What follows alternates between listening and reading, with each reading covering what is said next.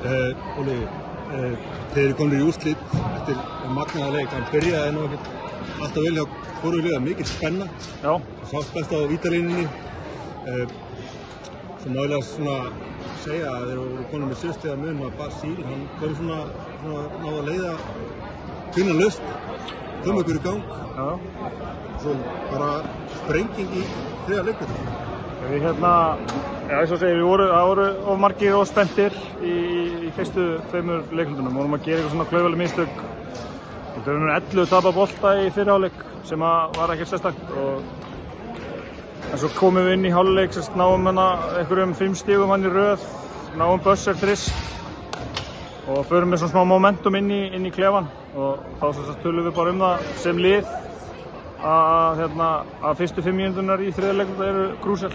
Og við þurfum að koma út að krafti og gerum það heldur betur. Já, það sá það svona eftir leik að menn voru svolítið hrærðir. Þessi sería er búin að vera alveg frábær og ég persónulega hef bara sjaldan séð svona mynd af stemmingu í fjaralega úrslitum í úrslitakeppni eins og þetta hús er troðfullt leik eftir leik og í Keflavík líka. Þetta er svolítið stórt hús líka. Það er bara, ég var lengi átt að með á því hvað þetta væri stórt. Ég var alltaf að missa þegar við vorum að byrja að koma hérna. Hvað þetta væri ógeðslega stórt sko.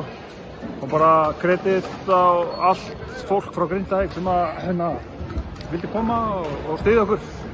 Þetta er svona, hvað að segja, svo Pétur Vísi sagði við okkur fyrir leik að þetta er samverustund fyrir okkur öll.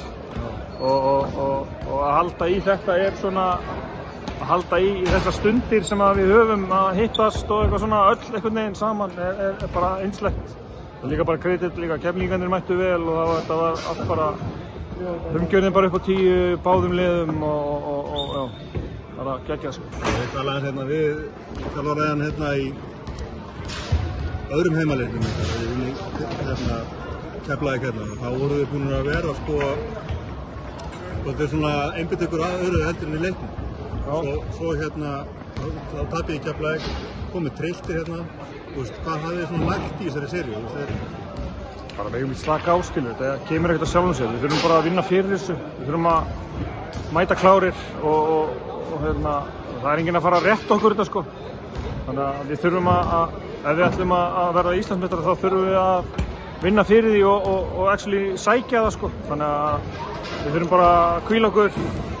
Man ekki svona hvað, 3 dagar eða 4 dagar eða eitthvað, á föstudagur, hvíla okkur og næra okkur, sofa vel, við þurfum bara að undirbúa okkur bara vel, andlega og líkamlega og mæta bara klárir á föstudaginn í ykkur geðvík.